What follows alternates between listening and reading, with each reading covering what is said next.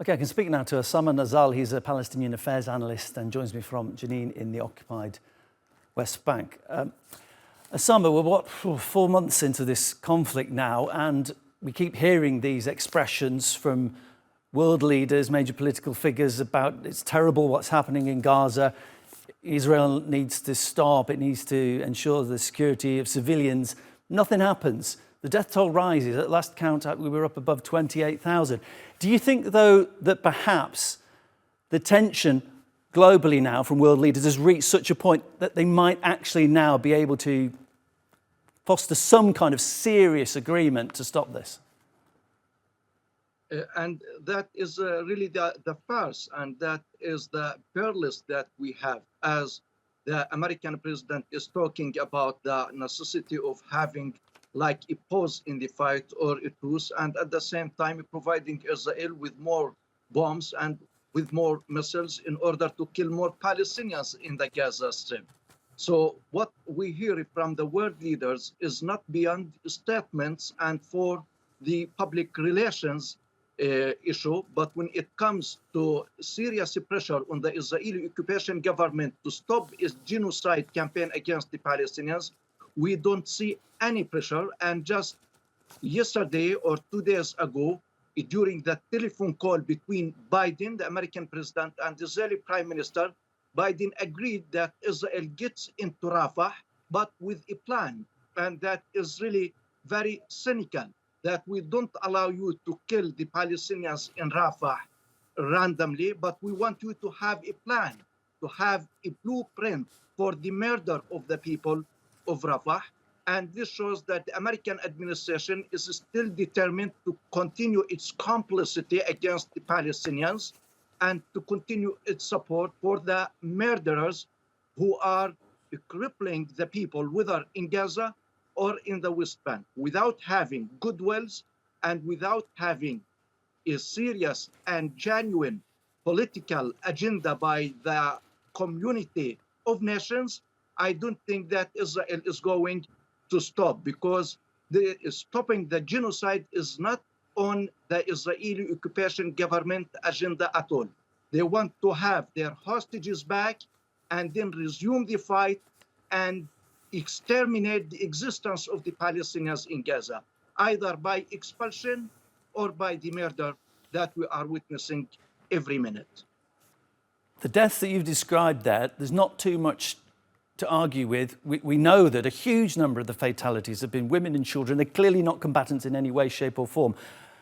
However, just to look at the other side of it, Hamas has taken hostages. It does have some leverage there. Do you apportion any blame to Hamas for not being more willing to negotiate a hostage exchange? Because that could have saved a lot of civilian lives. The key issue is to end the suffering of the Palestinians in Gaza, to stop the genocide, and to allow the people to return to their demolished homes in order to start rehabilitation and reconstruction of these homes and to resume the normal life, okay?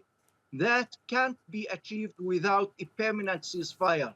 I think that talking about a pause in the fight is a trap that they want the Palestinian side to fall into.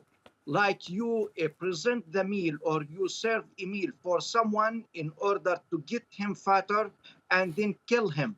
That is the approach that the Israeli occupation government and the American administration and their supporters are following now. In order to show that there is real intention to stop the fight and allow the people to resume their normal life, first of all, there must be an agreement on permanent ceasefire.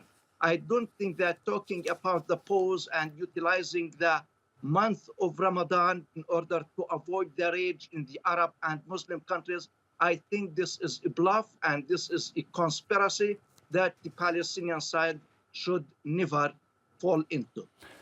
Osama, I want to talk about the civilian deaths again, because there will be people watching at home. Some of them may sympathise with Israel, some of them may sympathise with Palestinians, some may sympathise with Hamas. But what I think unites most people around the world is the loss of innocent life, that people can think, that could be me. Those people have done nothing wrong. Many of them are so young they don't even understand what's going on.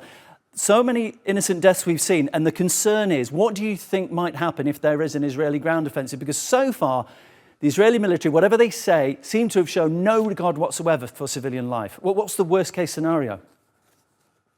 Yes, the Israeli invasion into Rafah, and really what is deplorable and what is more dangerous is the green light that they received from the American administration between two brackets, a planned invasion, which means a planned murder.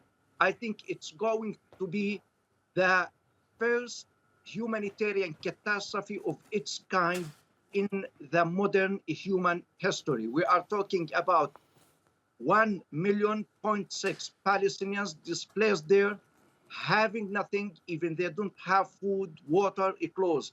These people are going to be pulverized and torn apart by the Israeli tanks and the Israeli war planes. If this happens, I think it's going to be a real disaster, and the recovery from this disaster will not happen.